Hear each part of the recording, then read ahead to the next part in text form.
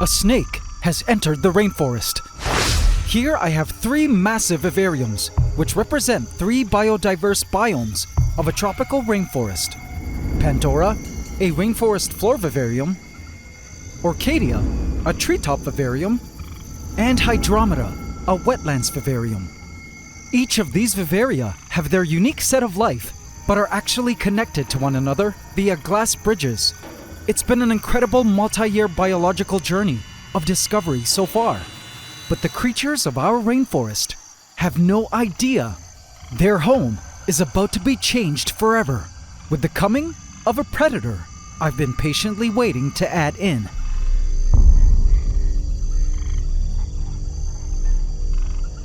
Come with me. It's time for you to enter your new home. But, which vivarium shall be your entry point? I stopped to think before making the decision, as this would definitely determine the success or failure of this critical ecological event. On this, the rainforest's year of the snake.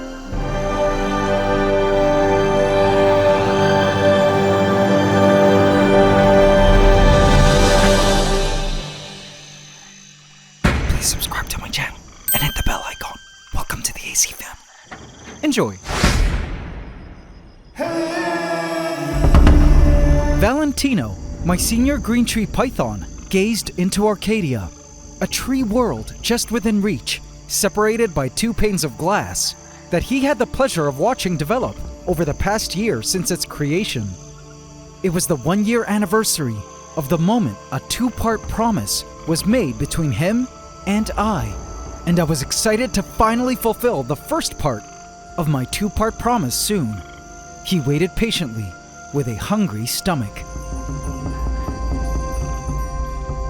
Meanwhile, in another holding tank, Shoelace looked out into the ant room through a wet glass wall. What a strange place this is, he thought to himself. Shoelace is a baby bronzeback tree snake, perhaps about a week old or so. Looking at his body, I think you can appreciate why I called him Shoelace.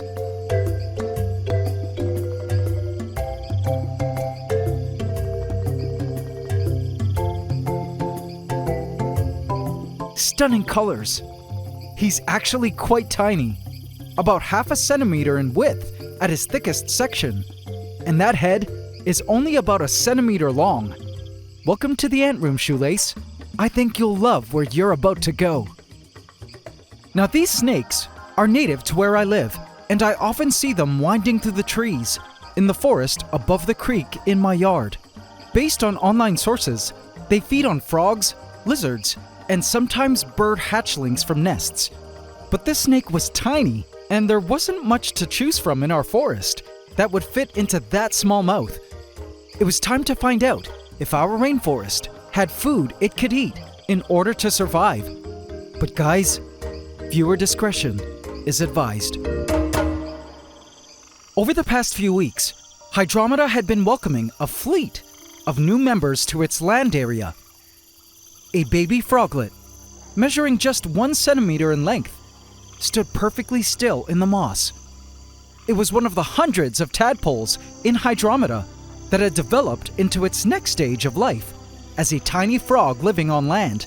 The first generation of Hydromedan-born tree frogs, whose parents had just completed a successful breeding season. I've begun to spot more and more of them in Hydromeda, here and there. There were still plenty of tadpoles on the way, and initially I was worried about ending up with hundreds of tree frogs in our rainforest. But I had a feeling a predator was already keeping them in check.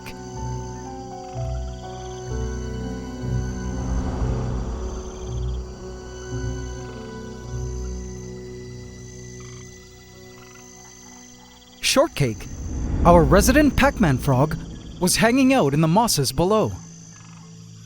I was so happy with Shortcake's health progress, because as some of you may recall, I had acquired Shortcake as a calcium-deficient frog with an underdeveloped jaw. Hand-feeding it pellets and allowing it to enjoy a proper habitat has led to the jaw growing back in, which was awesome. Shortcake was now able to eat on her own, and was definitely large enough to make a bite-sized snack of these tree froglets that came down to ground level. I was a bit worried, however, that she might actually be bold enough to even eat Shoelace if she could get a good snap at him, which was something I needed to consider. But otherwise, Hydromeda seemed like a great place to introduce Shoelace due to all the froglets hopping around on land. That is, assuming Shoelace did eat froglets. I suspected he did. But it was time to test that theory. AC family, again, viewer discretion is advised.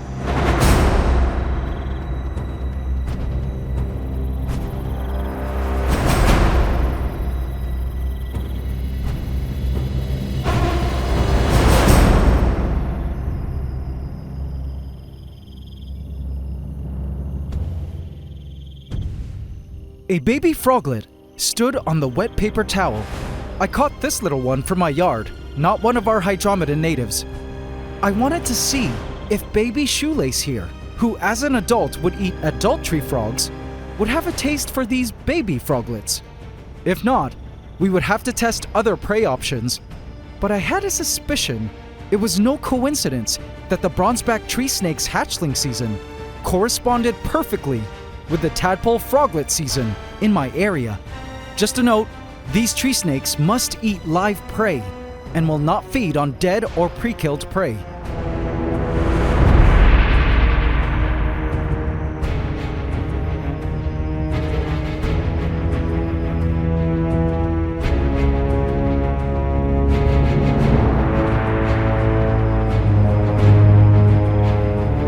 I took the paper towel with the froglet and placed it into a feeding container with Shoelace.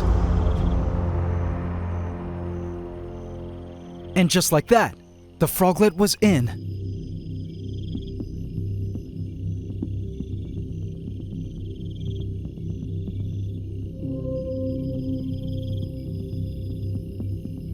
There was no response. The snake stood perfectly still, and so did the froglet. I wondered if they even knew of each other's presence. The snake wasn't even flicking its tongue out, so I wasn't sure if it could sense that food was just within reach. Or perhaps Shoelace wasn't into tree froglets? Again, this test was necessary before releasing the snake into our rainforest, because I had to make sure it could eat what was available in the vivaria. I sat there for an entire hour, watching them, and still not much movement. I suspected it was because I was in helicopter parent mode, and Shoelace could see me hovering around, so I decided to set up my mobile camera to film them, and stepped away from the feeding container.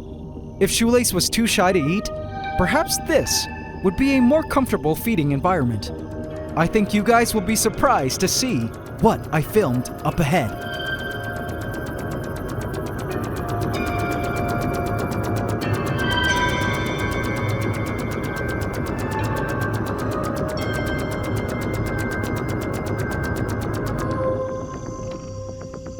But while waiting, I wanted to address a problem that was racking my brain about this new snake. Which vivarium to place it in? Now, I ran a poll on my community tab asking where you would put a snake, and the majority of you chose mother-in-law's bedroom, which was surprising. But the next winning option was Orcadia, the canopy.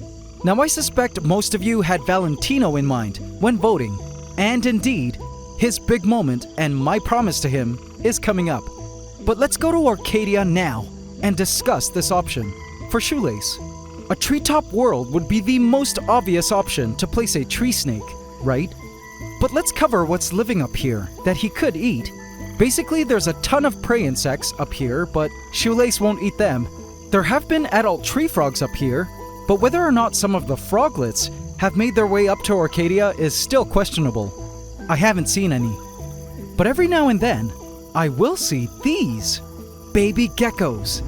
The geckos of Orcadia do breed every few months, laying 2 eggs at a time. Because of this generally low frequency in gecko reproduction, I suspect Shoelace, who probably needs to eat on a weekly or bi-weekly basis, might go hungry. If Shoelace doesn't end up liking tree froglets, I would have to test using one of these baby geckos And if Shoelace does prefer these, I would need to add in more baby geckos on a regular basis. Let's go down now and see if Shoelace decided to have a froglet feast. I returned to the feeding container, and this is what I saw.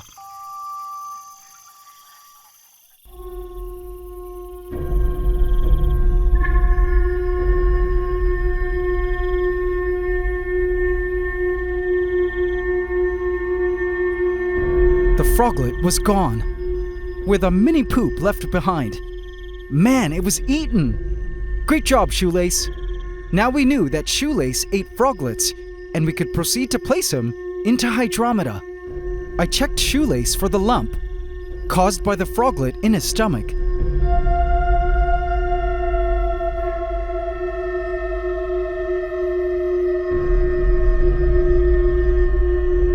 Okay, there's a tick. But strangely, I didn't see a lump.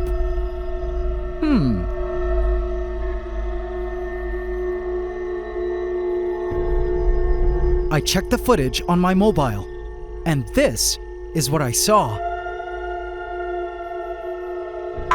Oh, the froglet jumped. Checking the container, I then spotted it hiding towards the top. All right, so it leaped away. This still didn't tell me anything about Shoelace's dietary needs, so I decided to leave the two in there a while longer. If this didn't work, I would need to try feeding a baby gecko. Now going back to the poll, the next winning option was Pandora, the rainforest floor. Let's go over what lives here and discuss how suitable it is as Shoelace's entry point to our forest. Cher, one of our resident quails, was foraging for food along the ground. I love watching the quails on their daily foraging sprees.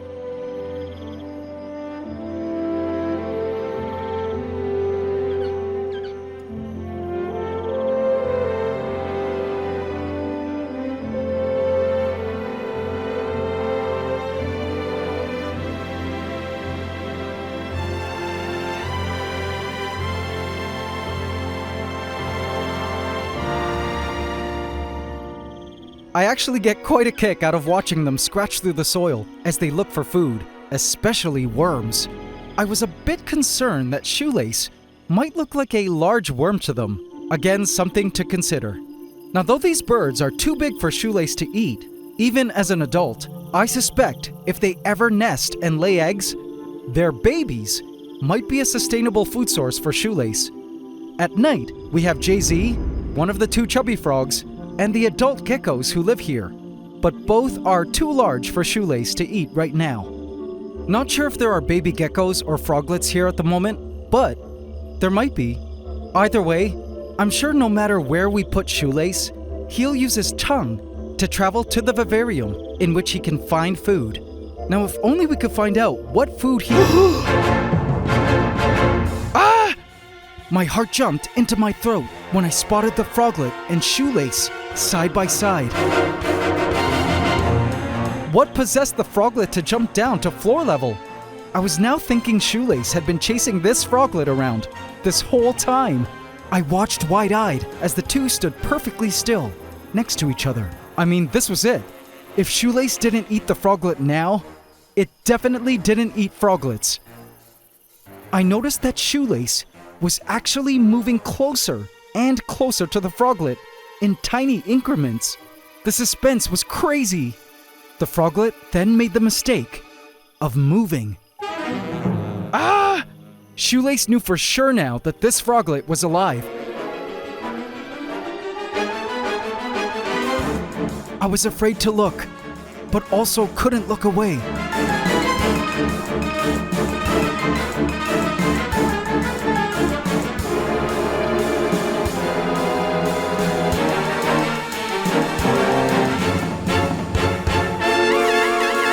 Guess it's time to move now. Ah! Shoelace struck. He began to swallow the froglet head first. These snakes don't have venom and simply seize their prey and swallow it down whole. But the sight of watching Shoelace eat was both terrifying and amazing all at once.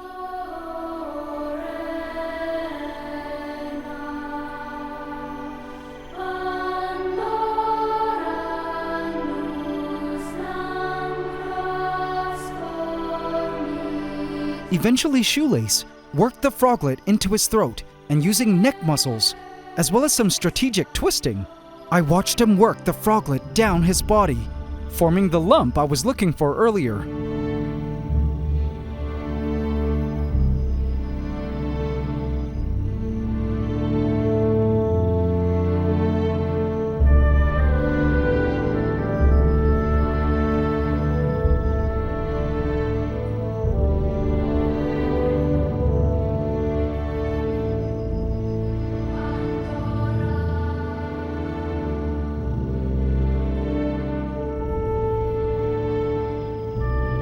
And just like that, the feeding was complete. I actually suspected that this may have been Shoelace's very first meal in his entire life, and it was so cool to be able to witness it.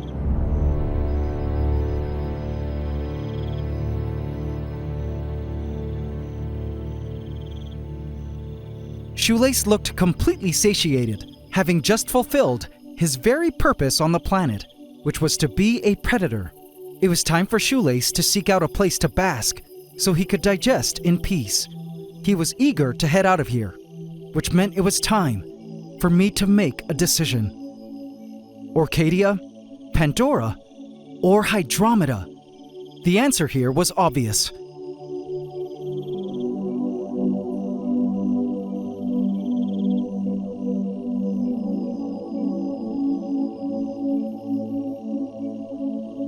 I went over to Pandora.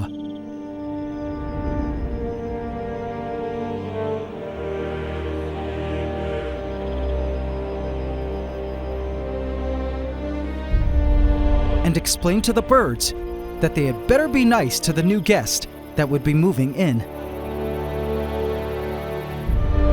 I then proceeded to make initial preparations to the vivarium.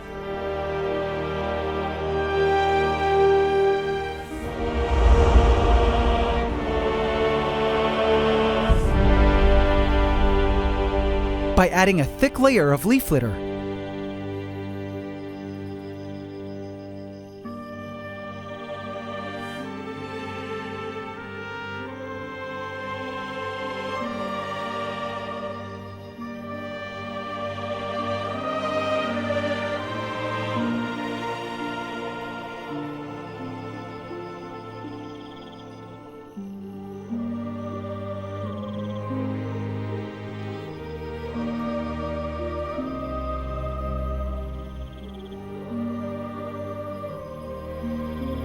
Pandora was ready now to receive its new resident.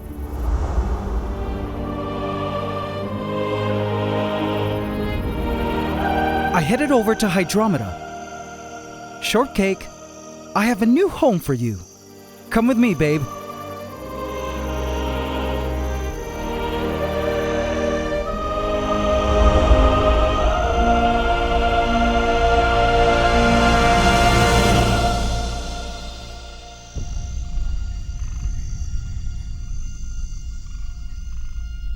For the first part of her time with us, keeping her in Hydromeda made sense, because with only a limited amount of land space in Hydromeda for her to live, I could better find her in order to supplement her by hand until her jaw grew in. But now that she was totally capable of catching her own food, it was time to give her a greater amount of land area in which to live, one much more suited to her species.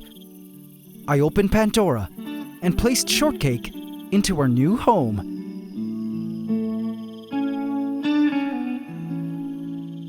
And for old time's sakes, I offered her a pellet, which she grabbed eagerly.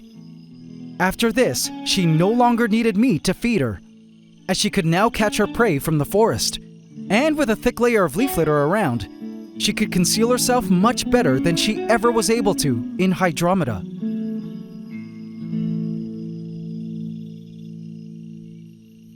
Oh, Shoelace, it's time for you to live in your new home.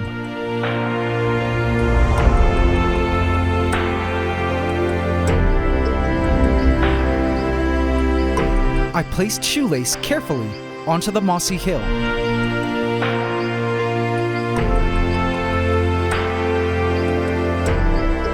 And just like that, he was in.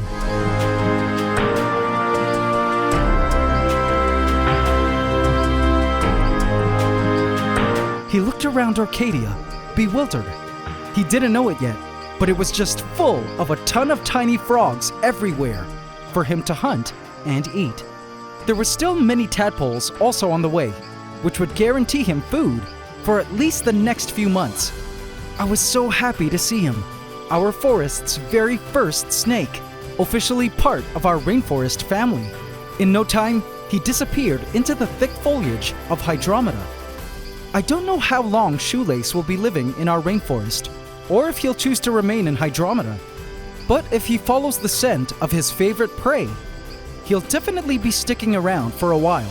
And don't worry, these snakes are great swimmers, a necessary skill if frogs are on your preferred menu. Eventually, if Shoelace eats enough froglets, he'll grow up to be able to eat full-size tree frogs and geckos. Eventually, he would need to be moved out of our rainforest ecosystem though, as we cycle through the predators, one of the rules of this project. But snakes are important predators in ecosystems, as well as prey for larger predators.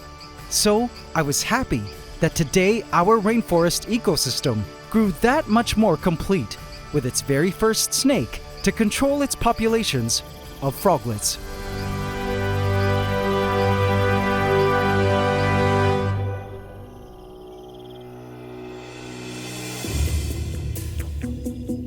But as for controlling populations of microsquirrels in our forest, it was now time to fulfill one half of my two-part promise to Valentino. He could now enjoy some microsquirrel meat, but not in Arcadia. With the growing number of microsquirrels in Arcadia becoming an issue, after much thought, I've decided that in order to cut back on the population, I'll just have to remove members by trapping them. So my plan is to periodically trap microsquirrels to feed to Valentino in his enclosure, like I usually do. Not sure if the population would be enough to continually sustain Valentino exclusively on these microsquirrels, but I've been wanting to breed my own prey mammals for a while now, seeing as I have more than one creature under my care that eats mammals. And for me, the microsquirrels are a better option because having eaten a highly varied diet, free-ranging in a massive natural space, the microsquirrels would be a much healthier and nutrient-rich prey item. If at some point all the remaining mice end up being the same gender, and the breeding stops, then so be it. The microsquirrel era in our forest would come to an end. Not necessarily a bad thing, which would then allow me to fulfill the other half of my two-part promise to Valentino, which is to allow him to move into Arcadia for his final years of life. I'm afraid if I move Valentino in now, the highly territorial microsquirrels might actually gang up on him and attack him. We'll just have to see how all of this plays out.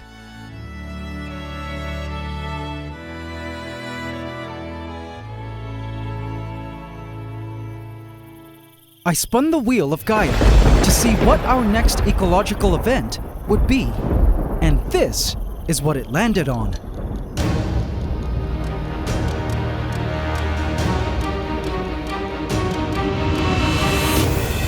Oh man. All right.